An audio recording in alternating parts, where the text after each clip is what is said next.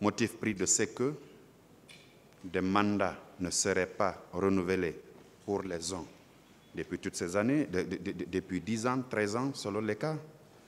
Et on vous demande à ce que vous les mettiez en liberté. À ce groupe de conseil d'accusés, Monsieur le Président,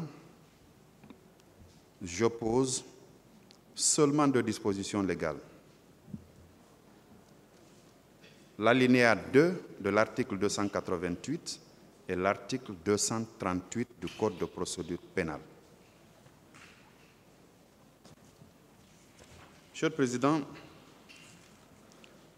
honorable assesseur, l'alinéa 2 de l'article 288 dit que le mandat d'arrêt ou de dépôt décerné contre l'inculpé conserve sa force exécutoire jusqu'à la comparution devant la juridiction de jugement. De par cette disposition, le législateur a voulu que le mandat que le pool des juges d'instruction a décerné contre une catégorie d'accusés ici conserve sa force exécutoire jusqu'à leur comparution devant vous, où il y a eu la violation. Il n'y en a pas eu. Et mieux, l'article 238 donnait la possibilité à ces conseils-là, constitués pour les uns depuis l'enquête préliminaire, pour les autres en phase d'instruction, d'user de cette disposition pour peut-être constater ou faire constater la qualité du mandat de dépôt de leurs clients. La disposition dit: à l'issue d'un débat contradictoire, les parties dûment appelées, entendues, le renouvellement ou la prolongation du mandat de dépôt est décidé par ordonnance spécialement motivée dans les 5 jours précédant l'expiration de la période en cours. Je rappelle que nous sommes en phase de l'information, donc cette disposition, c'est devant le juge d'instruction. Ensuite, il dit que toute carence du juge d'instruction dans l'accomplissement des diligences relatives au renouvellement ou à la prolongation du titre de détention entraîne des mesures disciplinaires à son encontre. Les conseils n'ignorent pas qu'ils avaient la possibilité de saisir le Conseil supérieur de la magistrature, qui est l'organe de discipline chargé de sanctionner éventuellement un magistrat instructeur qui se serait comporté en violation de cette disposition légale. Ils n'en ont pas usé. Et mieux, l'article préliminaire du Code de procédure pénale leur donne également, leur donnait la possibilité de s'adresser au président du tribunal pour provoquer un référé liberté pour contester la détention qu'ils appellent arbitraire de leurs clients. Il y en a qui l'ont fait, parce que je vous ai rappelé hier qu'à ma prise de service, j'avais été assigné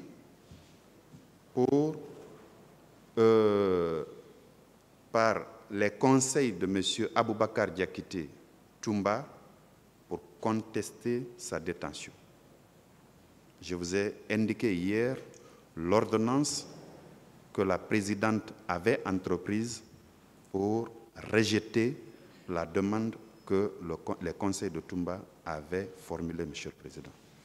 Donc c'est pour vous dire qu'à date, il n'y a aucune violation, il n'y a aucune détention arbitraire, du moment que le législateur a indiqué que les mandats de dépôt décernés contre ces accusés conservent leur force exécutoire jusqu'à leur comparution devant vous.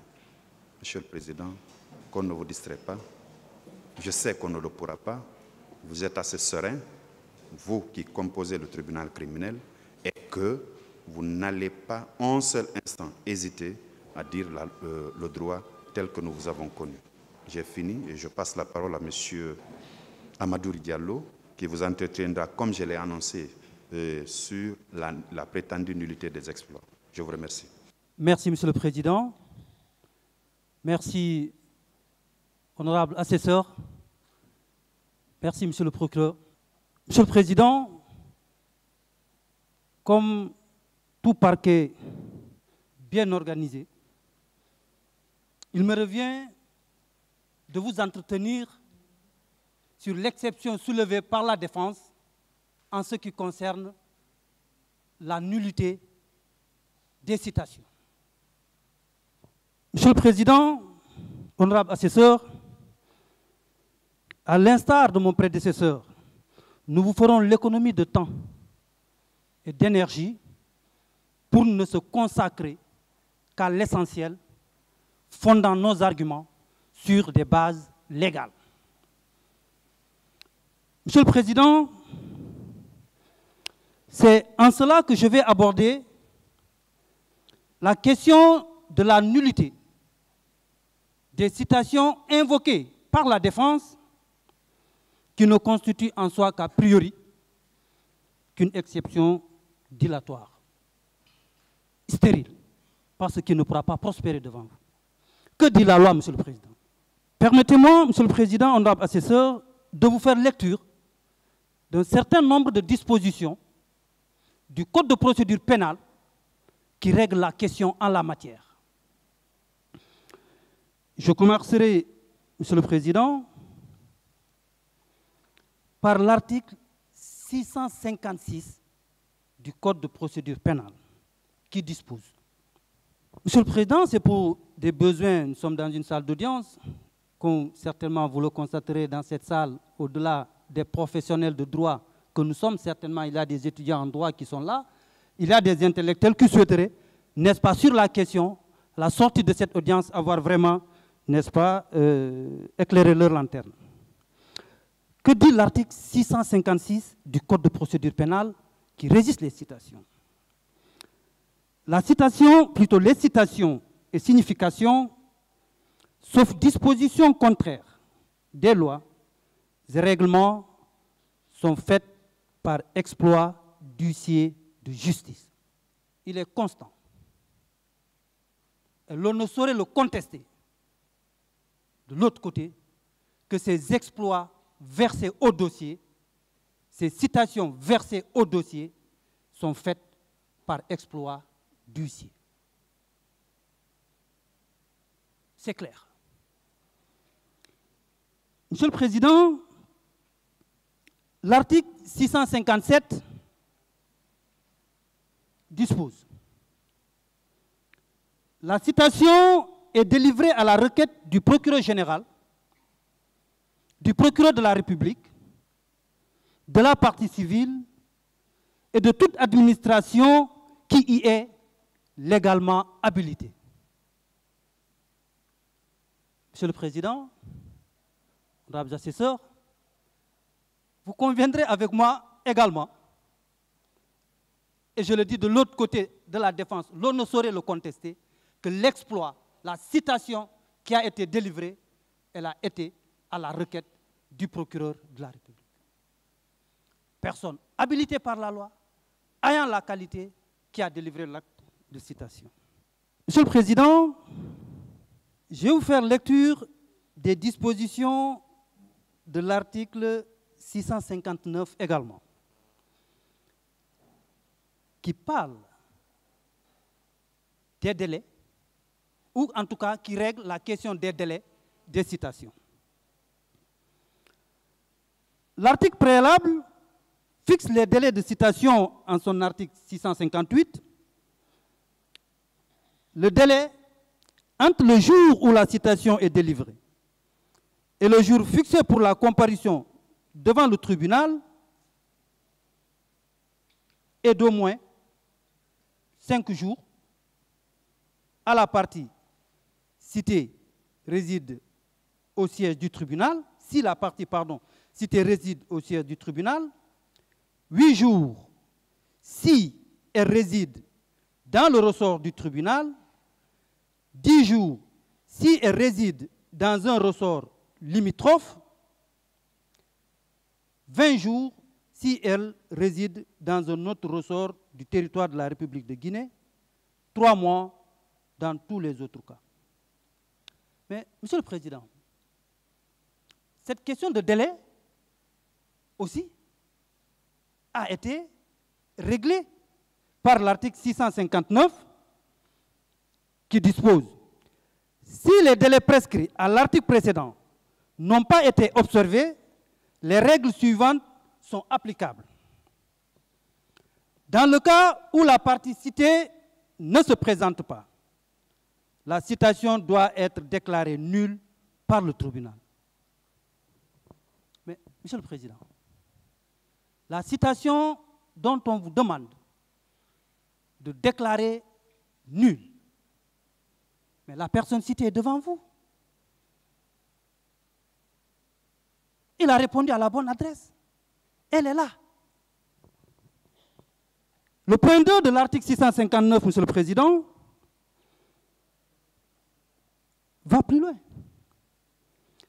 Dans le cas où la partie civile, donc la partie citée, se présente tel le cas en l'espèce, la citation n'est pas nulle.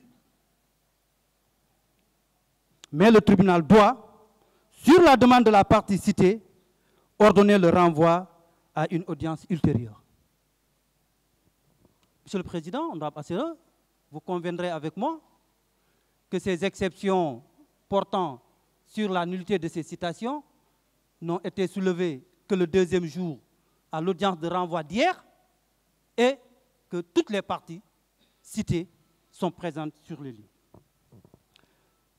Monsieur le Président, l'article 676 du Code de procédure pénale règle également la question de ces nullités. La nullité d'un exploit ne peut être prononcée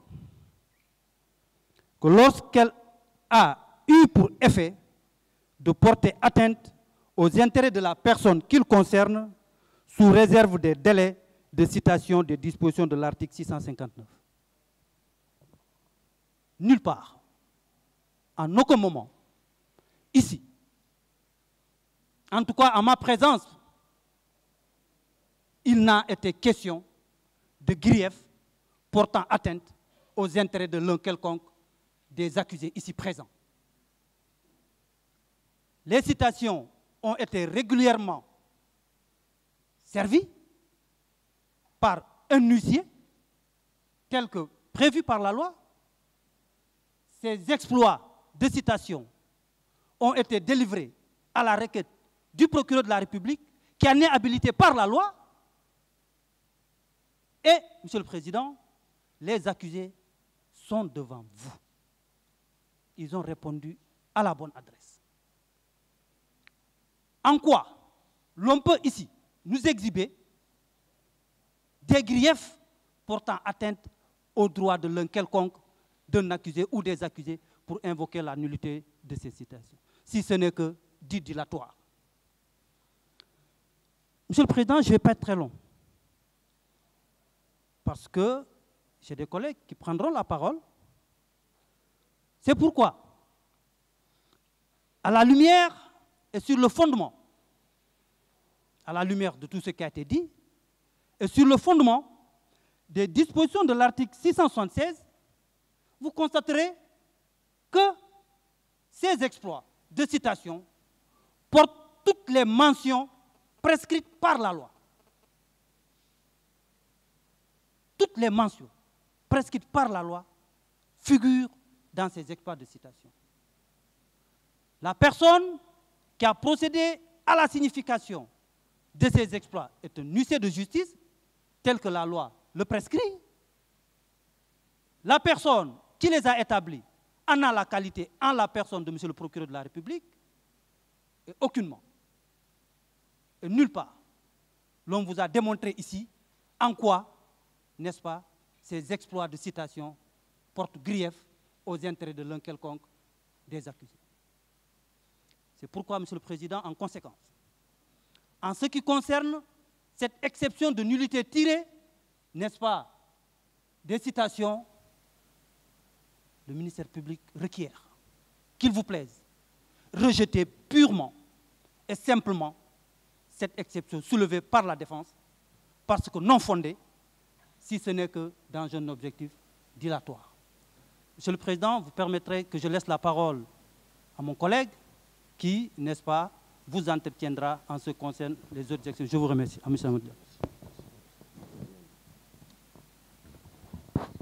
Monsieur le Président, honorable assesseur, permettez-moi,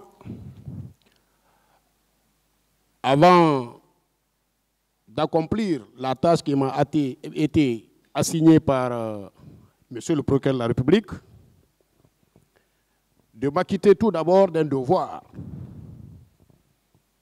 On peut s'acquitter de ce devoir à toute étape du procès. C'est celui de vous remercier et féliciter pour votre sérénité. Surtout, Monsieur le Président, honorable assesseur,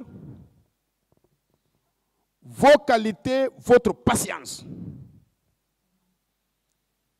Mais qu'il me soit permis de dire que la patience aussi a des limites. Avec ce qui se trame à l'horizon, si vous ne dosez pas la patience, nous risquons de tourner en rond. Sinon, Monsieur le Président, la défense, en invoquant l'irrégularité des certificats et rapports médicaux légaux versés au dossier de la procédure, la défense n'a fait qu'afficher indirectement mais naïvement sa volonté d'aiguiser, Monsieur le Président, d'empêcher d'aller au fond. Je crois que j'ai la parole encore, Monsieur le Président. J'ai la parole, Monsieur le Président. Bien. Alors, je réitère que la défense n'a fait qu'afficher sa volonté naïve d'empêcher, n'est-ce pas? Pas de terme. Alors, elle n'a fait qu'afficher indirectement. S'il vous plaît, s'il vous plaît, vous n'avez pas la police de l'audience une fois de plus. Nous sommes fidèles. Lorsque le président me donnera la parole. S'il vous plaît, monsieur le procureur. Pas de termes péjoratifs, voilà, ou bien de termes offensants. Compris, monsieur le président, que cela soit compris par toutes les deux parties. Heureusement que ce n'est pas vous qui avez l'impérium. Monsieur le président, donc, entendu.